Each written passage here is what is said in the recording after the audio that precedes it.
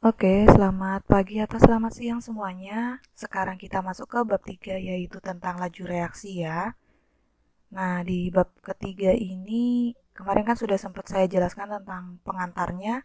Jadi semoga paham nih, langsung aja nanti ada contoh-contoh soalnya dan ada latihan soalnya. Jadi diharapkan kalian mencatat dan juga mengerjakan latihan soal yang saya berikan. Oke, yang pertama, rumus laju reaksi. Ketika menghitung laju reaksi menggunakan jumlah mol yang ada di reaksi, jadi di bagian reaksi. Kalian kan sudah mengenal tentang sistem MRS ya. Jadi kalau biasanya kita menggunakan di S, tapi khusus untuk laju reaksi kita pakai yang di R atau di reaksi. Kemudian ini adalah rumusnya, V sama dengan M, nih ya, M per delta T. Nah, V-nya di sini kita pakai V kecil. Jadi untuk membedakan dengan volume ya, dan kemudian ingat-ingat kalau ada bentuk kotak seperti ini, dalam kurung kotak seperti ini artinya molaritas ya. Jadi ini M besar molaritas. Nah, molaritas sendiri buat ingat-ingat rumusnya adalah N per V besar, berarti mol per volume. Ini ada keterangannya kalau kalian misalnya lupa atau ya, atau butuh mengingat lagi tentang keterangan-keterangan di sini, dan ada satuan-satuannya ya. Kalau laju reaksi itu molar per second, molaritas itu M besar, kemudian waktu itu second, volume itu dalam liter ya, dan mol sendiri adalah satuannya mol. Kita lanjut. Contoh soal laju reaksi orde 1. Kenapa saya bilang laju reaksi orde 1? Karena ini masih perhitungan tunggal. Berarti ada yang perhitungan tidak tunggal? Iya, nanti. Tapi video selanjutnya ya. Nanti supaya tidak salah, ini yang sederhana dulu, makanya saya bilang orde 1, yaitu hitungannya cukup yang dalam reaksi dengan satu kali perhitungan. Misal, ke dalam ruang yang volumenya 2 liter dimasukkan 4 mol gas HI atau hidrogen iodida yang kemudian terurai menjadi gas hidrogen dan juga gas iodida ya, iodin. Setelah 5 detik dalam ruangan tersebut terdapat 1 mol gas H2. Tentukan laju reaksi pembentukan gas H2 dan laju reaksi penguraian gas H1. H1 maaf, maksudnya HI ya. Penguraian gas HI. Cara kerjanya, nih, yang pertama kita tuliskan reaksi yang setara. Di sini tidak ada peraturannya ya. Jadi kalian silakan menuliskan reaksi, nggak usah pakai seper-seper, nggak apa-apa, yang normal aja. Jadi biar kalian gampang menghitungnya, jadi pakai 2, bukan kayak kemarin ya gitu. Nggak kayak yang termokimia itu harus pakai seper, ini harus 1, enggak. Pokoknya kalian tulis reaksi yang setara. Setelah itu tulis mula-mulanya, ini kalian pasti juga udah tahu karena awalnya adalah 4 mol, kemudian di reaksinya ini, dan di sisanya adalah ini. Karena kenapa kita dapatnya angka seperti ini? Karena ditulis tadi di soal adalah tersisa 1 mol gas H2, berarti ini adalah 1 mol. Karena koefisiennya 1, berarti I2 juga 1 mol, ini juga 1 mol, berarti yang untuk 2HI, berarti dia 2 mol dan 2 mol. Nah, untuk menjawabnya, manakah mol yang dipakai? Kalau untuk menghitung laju pembentukan H2 berarti pakai mol yang di sini ya, yang 1 mol ini. Ini yang ada tanda, saya tandain ini, tanda merah. Kemudian untuk yang penguraian pakai 2 mol. Oke, kita lanjut. Cara kerja. Untuk laju reaksi pembentukan H2, silakan kita cari molaritas H2 untuk pertama. Nih, karena tadi molnya adalah 1 mol, dibagi dengan volume 2 liter, ketemunya 0,2 molar. V-nya adalah molar per delta T, berarti 0,5 dibagi delta T-nya tadi dalam 5 detik kan, 5 second, berarti 0,1 molar per second. Karena pembentukan, nah pembentukan ini masih ingat, jadi terletak di sebelah kanan tanda panah ya. Jadi reaksi di bagian sebelah kanan, maka nanti nilainya harus ditulis dengan tanda plus. Jawabannya menjadi plus 0,1 molar per second. Jadi ini kalian diingat-ingat harus ditulis plus 0,1. Kemudian laju reaksi penguraian HI. Cari molaritas HI. M-nya adalah kita pakai 2 mol karena tadi di reaksi HI itu adalah 2 mol dibagi 2 liter, makanya dia 1 molar. Maka laju reaksinya adalah 1 molar dibagi 5 second, 0,2 molar per second. Karena pembentukan terletak di sebelah kiri reaksi, maka nilainya negatif. Jadi karena ini bukan pembentukannya, maaf, nanti di ralat ini di catatan kalian ini penguraian nih ya. Karena penguraian terletak di sebelah kiri reaksi, maka nilainya adalah negatif. Jawabannya menjadi minus 0,2 molar per second ya. Jadi ingat-ingat ini penguraian nanti diganti ya. Ini saya lupa ganti atau typo dalam penulisan. Hubungan laju reaksi dengan waktu. Nah, di sini kalau kita mengingat-ingat laju reaksi dengan waktu, bagaimana hubungannya ini? Laju reaksi berbanding terbalik dengan waktu, karena jika laju reaksi semakin besar, maka waktu yang diperlukan dalam melakukan reaksi akan semakin cepat, jadi semakin pendek, ya kan? Jika laju reaksinya dia cepat, semakin besar, berarti waktunya akan semakin kecil atau semakin cepat, ya. Rumusnya ini, nah, ya ini apa artinya? Kita lihat keterangannya satu persatu. Nah, untuk T1, ini T1 yang di atas ini pangkat ya. Ini pangkat nih dalam bentuk pangkat ini. Berarti T1 itu adalah suhu yang rendah, T2 adalah suhu yang tinggi, V2 adalah laju reaksi pada saat T2 nih yang ditanyakan. N adalah kelipatan kecepatan reaksi. Kelipatan kecepatan reaksi. Jadi nanti misalnya ada tertulis dia akan menjadi berapa kali lebih cepat. Bisa 2 kali, bisa 3 kali, bisa 1/2 kali, bisa 1/3 kali, tergantung di soal. Kemudian di sini adalah T1.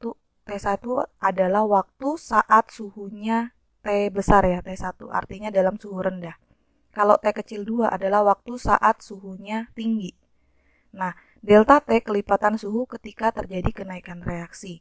Maksudnya bagaimana? Jadi tadi kan ada kelipatan, misalnya nih nanti ada soal dia akan menjadi 2 kali lebih cepat semula jika dengan kelipatan suhunya setiap kenaikan 30 derajat. Berarti delta T-nya adalah ketika dia kenaikan tadi itu kenaikannya ketika tiap 30 derajat. Seperti itu. Nanti ada contoh soal biar kalian paham tidak bingung. Kita masuk ke contoh soal. Baca ya. Suatu reaksi kimia yang berlangsung pada suhu 30 derajat Celcius memerlukan waktu 40 detik. Setiap kenaikan 10 derajat Celcius, reaksi akan lebih cepat 2 kali dari semula. Hitunglah laju reaksi dan waktu yang diperlukan jika suhu dinaikkan menjadi 50 derajat Celcius. Nih, diketahui T1-nya kalian nggak mengalami kebingungan ya, T1-nya 30 derajat Celcius, T2-nya 50 derajat Celcius. Jadi yang rendah adalah 30, yang tinggi adalah 50. Kemudian N-nya itu yang mana ini yang saya bilang tadi? Dia lebih cepat 2 kali dari semula, berarti 2 kali semula. Nah, N-nya berarti 2. T1-nya ya kan, karena dalam 30 derajat Celcius ini kan suhu rendah, dia perlu waktu 40 detik, berarti T1-nya adalah 40 detik. Nah, delta T-nya ingat adalah dia akan naik 2 kali semula, itu dia dalam selang waktu tiap berapa derajat. Nah, di sini ada tertulis setiap kenaikan 10 derajat Celcius, reaksi akan menjadi 2 kali. Jadi, delta T di sini menandakan adalah dia akan menjadi berapa kali semula. Misalnya kebetulan di soal ini 2 kali semula, itu setiap kenaikan, berarti setiap selang waktu 10 derajat Celcius, berarti delta T-nya adalah 10 derajat Celcius. Jadi hati-hati, delta T itu bukan T2 dikurang T1, tapi delta T itu mempunyai makna tersendiri, mempunyai arti tersendiri, jangan sampai salah ya. Nah, jawaban kita lihat satu persatu. Masukkan ke rumusnya, V2 nih ya, sama dengan ini. Ketika mencari laju reaksi, pakai rumusnya, kita pakai rumus yang ini ya. Jadi V2 di sini. Nah, karena dia 2 kali berarti kan 2 ya kan? 2. Kemudian karena suhu yang tinggi itu 50 dikurang 30 dibagi delta T. Delta T tadi selang waktunya. Sehingga terjadi kenaikan berapa kali itu loh, ya. Kemudian 1/T1. Nah, T-nya tadi kan 40 detik nih. Ini 40. Nah, dihitung aja. Ketemunya seperti ini ya, ketemunya 0,1 molar per second atau 1/10 molar per second. Ketika mencari waktu, silakan pakai rumusnya tinggal aja ya, ini yang di bagian sini. dipindah aja atau senyamannya kalian pakai. Nah, untuk yang soal seperti ini tidak selalu harus kalian jadikan dalam detik, bisa dalam menit, bisa dalam jam. Ya, nanti kenapa sih seperti itu? Untuk soal yang ini aja ya. Kenapa sih seperti itu? Karena T-nya itu kadang-kadang dia bisa dalam berapa jam, berapa puluh menit, berapa ratus menit gitu. Hanya dalam soal ini, tapi ketika kamu disuruh mencari laju reaksi karena tuntutannya adalah molar per second, nah berarti T-nya harus diubah ke second atau ke detik ya. Tapi lebih amannya sih kalian ubah ke dalam detik semua. Tapi kalau misalnya kalian nyaman tidak diubah ke detik untuk mencari waktu yang terakhir ya, itu bisa juga nanti ada soal yang bisa kalian kerjakan. Maksudnya saya apa sih gitu. Nanti kalian akan tahu. Nah, di sini selanjutnya hubungan laju reaksi dengan suhu ya. Berbeda dengan yang tadi, nah kalau laju reaksi dihubungkan dengan suhu, maka dia berbanding lurus karena jika semakin tinggi suhu, maka laju reaksinya juga akan semakin besar. Rumusnya seperti ini. Ya, keterangannya seperti yang tadi. Ya. Ini harusnya V-nya kecil ya. Ini V-nya kecil. Kemudian ini V1 laju reaksi saat suhu rendah, laju reaksi saat suhu tinggi. Ya, seperti ini. Lebih sederhana sih dari perbandingan dengan waktu tadi. Nah, delta T adalah kelipatan suhu ketika terjadi kenaikan reaksi. Ya. Contoh soal. Diperhatikan. Dalam suatu reaksi kimia, setiap kenaikan suhu 10 derajat Celcius, reaksi menjadi 2 kali lebih cepat. Berapa kali lebih cepat laju reaksi pada suhu 80 derajat Celcius dibandingkan 20 derajat Celcius? Kita lihat keterangannya. Berarti yang T suhu rendah adalah 20, kemudian suhu tinggi adalah 80. Kemudian N-nya menjadi 2 kali lebih cepat, ya kan? Karena di sini ada tertulis menjadi 2 kali lebih cepat. Nah, V1-nya. Nah, kebetulan di sini kita tidak tahu laju reaksinya berapa untuk yang ketika suhu rendah. Maka diumpamakan dengan X. Ya, dengan X. Tapi nanti kalau ada soal yang diketahui laju reaksinya, tinggal dimasukkan aja angkanya ya. Lalu dihitung. Kemudian delta T-nya 10 derajat Celcius. Karena apa? Dia menjadi 2 kali lebih cepat semula itu setiap kenaikan suhu 10 derajat Celcius. Jadi harusnya untuk contoh soal yang kedua ini lebih paham ya, karena tadi hampir sama lah ya dengan pengertian yang di depan tadi, yang di contoh soal yang kedua tadi sebelum ini. Kemudian jawabannya, nah masukkan rumusnya. Ya, jadi 2 pangkat 80 derajat dikurang 20 derajat dibagi 10 derajat dikali X. Karena nah ini V1-nya kan kita tidak tahu, dilambangkan dengan X. Dihitung ya. Berarti 2 pangkat 6. 2 pangkat 6 itu adalah 64. Jadi pada suhu 80 derajat Celcius laju reaksi akan menjadi 64 kali lebih cepat dibandingkan pada suhu 20 derajat Celcius. Ingat, jika di soal itu diketahui V1-nya berapa, tinggal nanti di X ini dimasukkan angka besaran laju reaksinya ya. Nah, sekarang saya kasih soal kalian, silakan dikerjakan. Untuk pertemuan selanjutnya kita akan bahas di sini nanti ada 3 soal. Semoga kalian paham ya. Nih, dicatat, dalam wadah yang volumenya 2 liter, 1 mol gas NH3 atau amonia terurai menjadi gas nitrogen dan hidrogen.